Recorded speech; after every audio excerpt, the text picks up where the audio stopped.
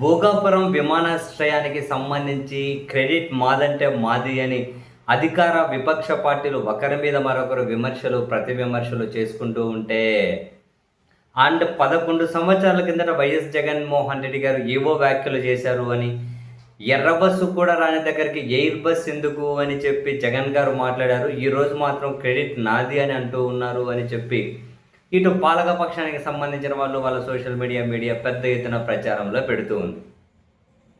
వాస్తవంలో కనుక వెళ్తే 2015లో చంద్రబాబు నాయుడు గారు భోగాపురం ఎయిర్పోర్టుకి సంబంధించి దాన్ని ఆ ప్రాథమిక దశలో ఉన్నప్పుడు దానికి సంబంధించి భూ సమీకరణ చేయాలి, భూ సేకరణ అని చెప్పి అనుకున్నప్పుడు మొదట 15,000 ఎకరాలు సేకరించాలి అని చెప్పి నిర్ణయం తీసుకున్నారు.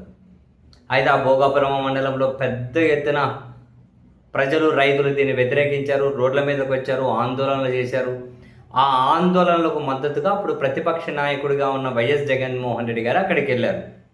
అక్కడికి వెళ్తే ఆ వేదిక మీద నరసాయమ్మ అనే మహిళ మాట్లాడుతూ, సార్ నాకున్నది 2 ఎకరాలు, ఆ 2 ఎకరాలను లాగేసుకుంటామంటూ ఉన్నారు.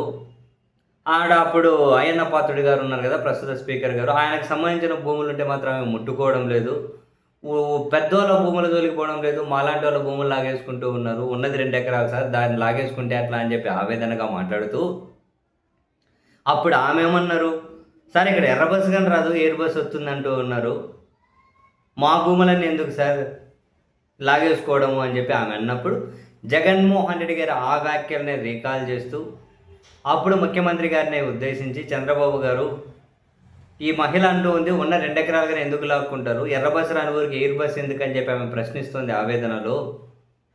ఆవేదనలో ప్రశ్నిస్తూ ఉంది. చెన్నై ఎయిర్పోర్ట్ ఎన్ని ఎకరాల్లో ఉంది, ఢిల్లీ ఎయిర్పోర్ట్ ఎన్ని ఎకరాల్లో ఉంది, ఈ ఎయిర్పోర్ట్కు 15,000 ఎకరాల ఎందుకు అని చెప్పి ప్రతిపక్ష నేతగా జగన్మోహన్ రెడ్డి గారు ప్రశ్నించారు.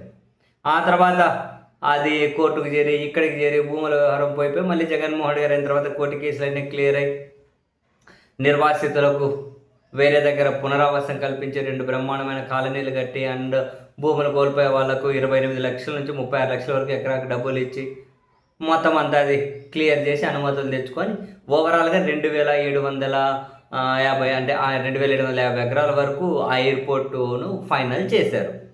వాస్తవానికి జరిగింది ఇది. అసలు ఆ ప్రాజెక్టు శంకుస్థాపన జరిగింది కూడా జగన్మోహన్ రెడ్డి గారు ముఖ్యమంత్రిగా ఉన్నప్పుడే కదా. అప్పుడు 15,000 ఎకరాలు సేకరించాలనుకుంటే ఒక మహిళ తనకున్న 2 ఎకరాల భూమికైనా పోతుందని చెప్పి ఆవేదనలో ఒక మాట మాట్లాడితే ఆమె మాట్లాడిన మాటను జగన్ గారు ప్రస్తావించుకొని చూడండి ఎంత ఆవేదనతో మాట్లాడుతున్నారో, అన్ని ఎకరాల భూమి ఎందుకు అని చెప్పి మాట్లాడితే ఆ ఒక్క పాయింట్ను మాత్రం పట్టుకొని వచ్చేసి జగన్ వ్యతిరేకించేటట్లు అయితే కోర్టులో కేసు ఎందుకు క్లియర్ చేపిస్తారు, వ్యతిరేకించేటట్లయితే అంత పెద్ద ఎత్తున నష్టపరిహారం ఎందుకు ఇస్తుంది ప్రభుత్వం, వ్యతిరేకించేటట్లయితే అనుమతులను ఎందుకు తీసుకొని వస్తారు, వ్యతిరేకించే వాళ్ళు అయితే ముఖ్యమంత్రి హోదాలో ఆయన ఎట్లా శంకుస్థాపన చేస్తారు అంటే, సరే రాజకీయానికి కాదేది అనర్హం అంటారే, ప్రస్తుతం ఒక దుష్ప్రచారం చేయడానికి కూడా కాదేది అనర్హం. ఎవరు ఎక్కువ జనాలను కన్ఫ్యూజ్ చేయగలిగితే వాళ్ళే పెద్ద నాయకులుగా ప్రస్తుతం చలామణి అవుతూ ఉన్నారు కదా. అంతే, వినేవాళ్ళు వింటూ ఉంటారు, నమ్మేవాళ్ళు నమ్ముతూ ఉంటారు. ఇదొక నిరంతర ప్రవాహం, అబద్ధాలు నిజాలు కలిసి ప్రయాణం చేస్తూ ఉండాల్సిందే. ఏది నిజం ఏది అబద్ధం అని తెలుసుకోగలిగే ఆ చైతన్యం జనాలు సంపాదించుకున్నప్పుడు ఈ జోడి కలయిక అనేది కొంతవరకు ఆగుతుందేమో.